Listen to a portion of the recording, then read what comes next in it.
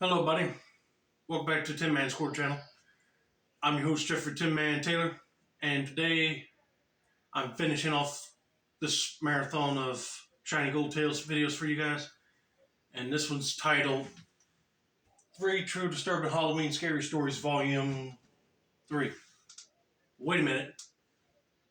I forgot something. Hold on. Forgot to get in the mood with a mask on. So without further ado, I'm going to turn these lights off, move the camera up here for you guys, and let's get this reaction on the road and in the bag, shall we? Okay, here we go.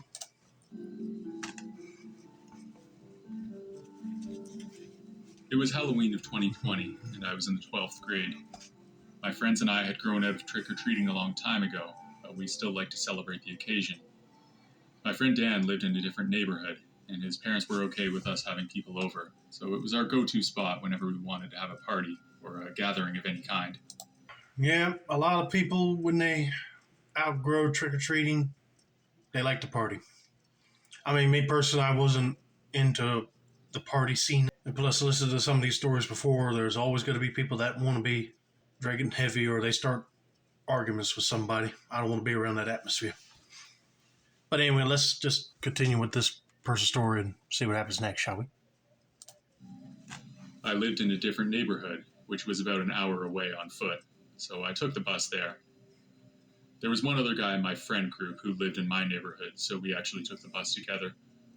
Tom lived a few doors down from me, and we had been good friends since about the third grade. Neither of us bothered to get dressed up or anything. I was never really into that. Nothing much happened at the party. It was a pretty typical night. We mostly just talked about whatever and played Super Smash Bros. In Dan's basement. I don't even know if party is the right word. There were only 7 or 8 of us. By the time we decided to head home, it was past 11, and the bus that we needed was not running anymore. Since it was only an hour on foot, Tom and I decided to walk instead of bothering our parents. Our road home was all on well-lit streets, and our neighborhood is pretty safe, so we were not that worried. It was actually a pretty nice night. Tom and I were really good friends, and we were happy to have the time to talk. And if I'm being completely honest, we did a bit of gossiping as well. Hey, there ain't no wrong with that. I wouldn't mind walking to a party as long as it was on a well-lit street area like they're describing. But if it ain't, I'm getting somebody to drive me there. Because I don't trust walking on a street that don't have no light. You never know, some people going to play a cruel Halloween prank on me or somebody wanted to rob me. Hiding in the bushes, you never know. Nowadays. Even though it was a Saturday evening, the streets were pretty much deserted. We only saw 5 or 6 cars the last half hour of walking. We were about halfway home when a brown van passed us on the street. It slowed down when it was about 20 feet ahead of us. Tom and I looked at each other with concern. The van stopped, and we continued walking.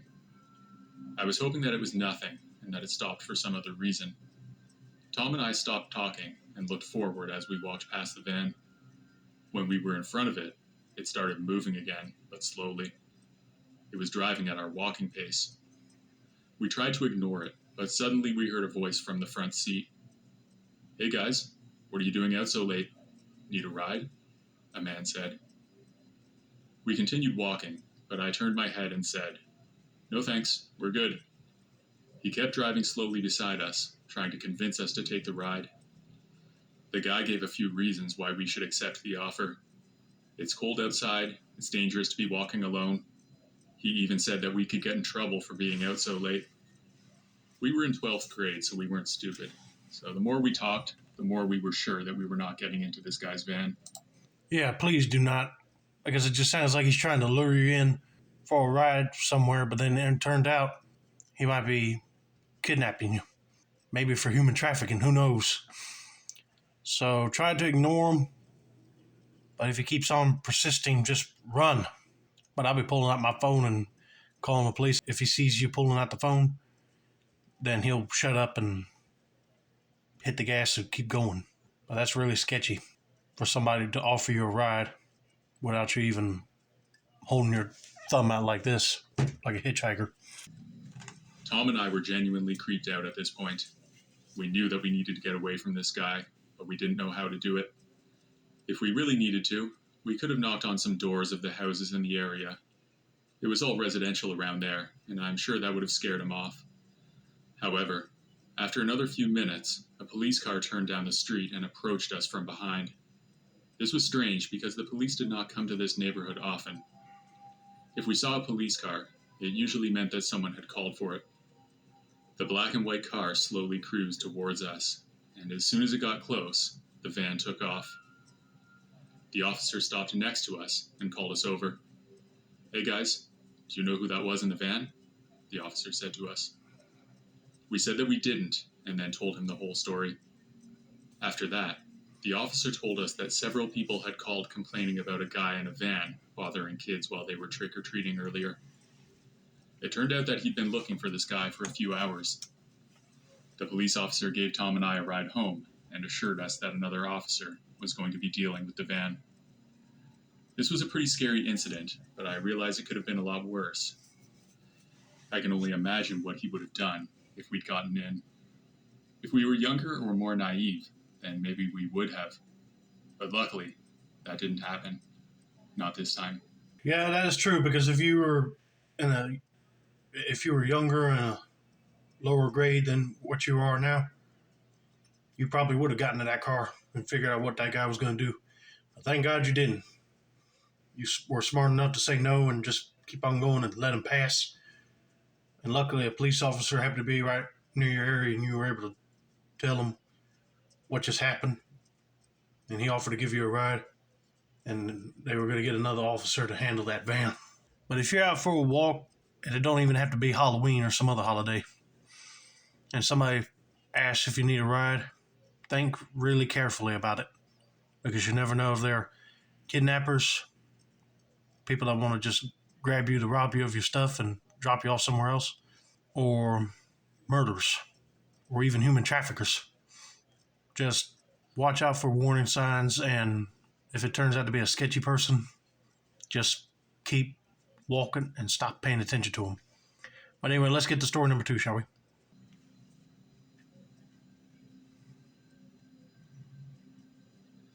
Where I come from, the night before Halloween is a special occasion of its own. It's a night meant for mischief and trouble. This is the night where some of the more rebellious kids go around and egg houses, throw toilet paper over trees, and just cause general mischief.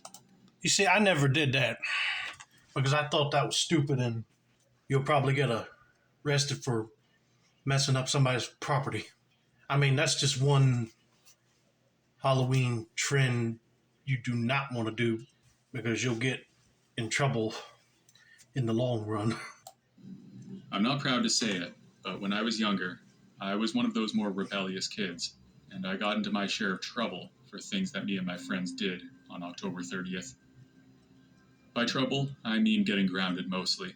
I even had my Xbox taken away one year. But this story is about a completely different kind of trouble. In fact, it was one of the most horrifying things that's ever happened to me. I was in the 10th grade, and I had recently started hanging out with a different group of friends. My group from elementary school had lost touch when we started high school. We went to a pretty large school, the largest in the city, I think. It was at least a few thousand students, so everyone seemed to gravitate toward whichever group they wanted. My new friends were seen somewhat as troublemakers, but I thought and still think that they were actually good guys deep down. Okie dokie.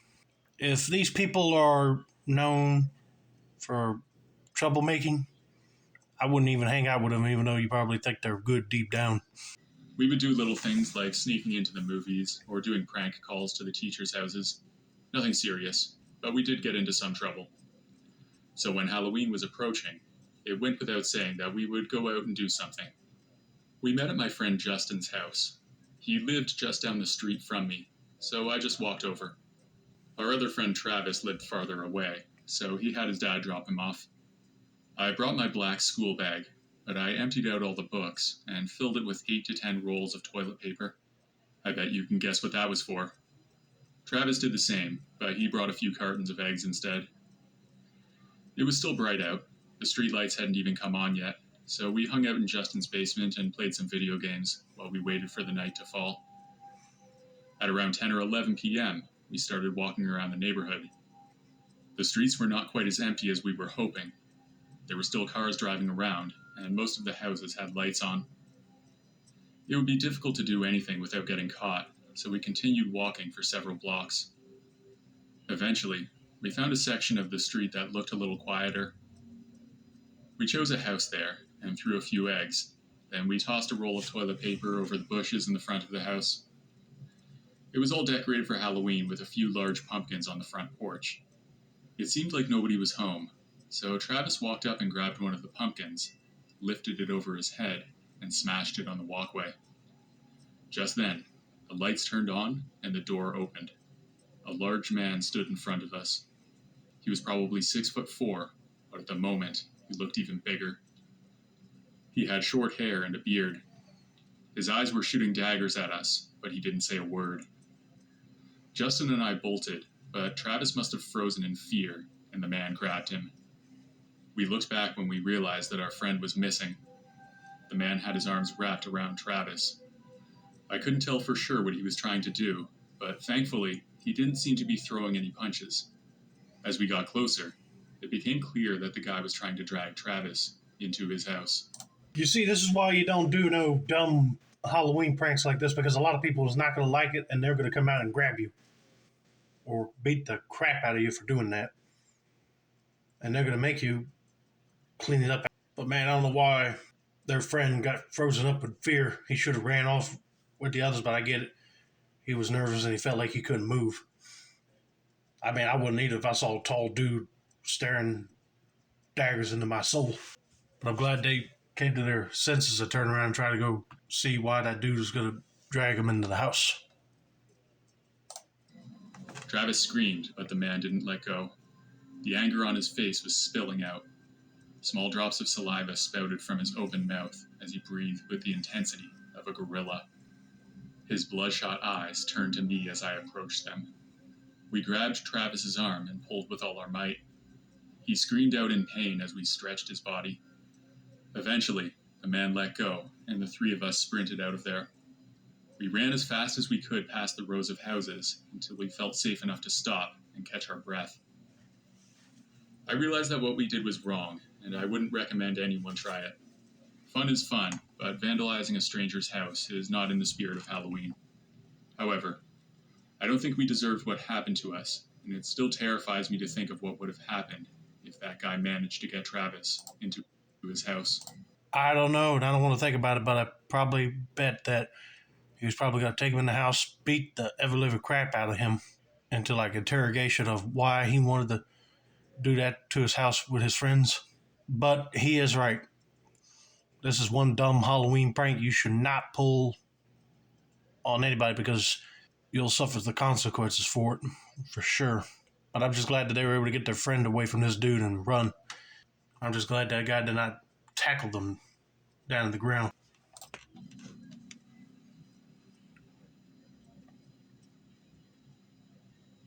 This happened several years ago on Halloween when my kids were still young. I had taken them trick-or-treating that evening and had my parents come over to hand out candy at our house.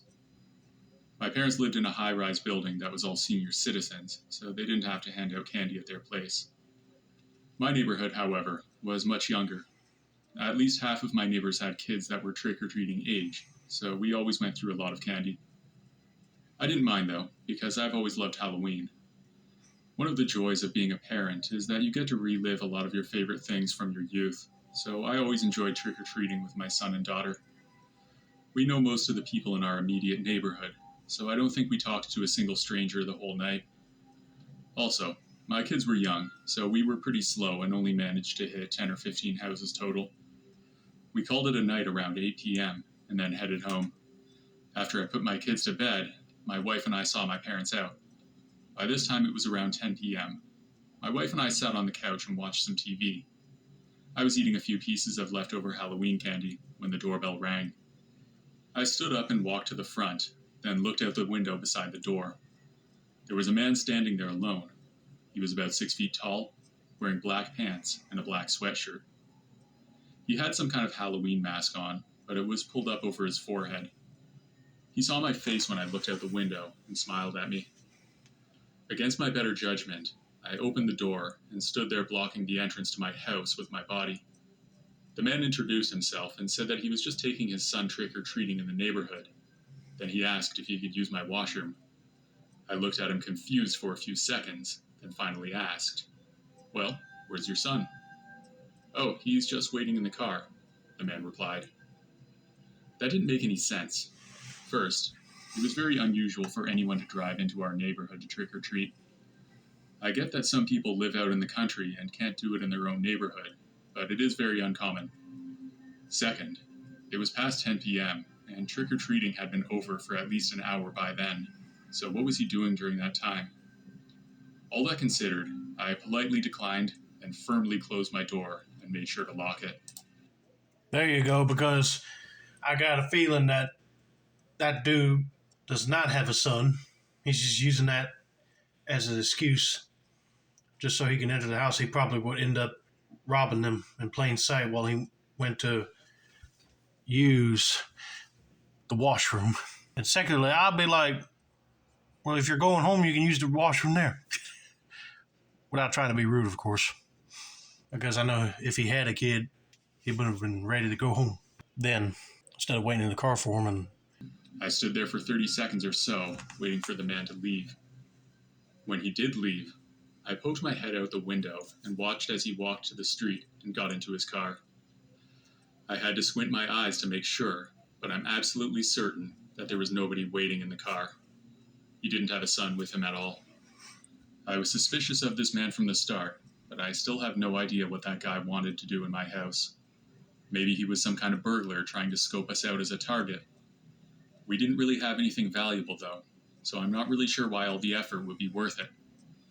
I'd understand if we had a secret vault filled with gold bars that he was trying to pull off some kind of epic heist, but that's not the case. Perhaps his motives were even more sinister, but that's something that I'd prefer not to even consider.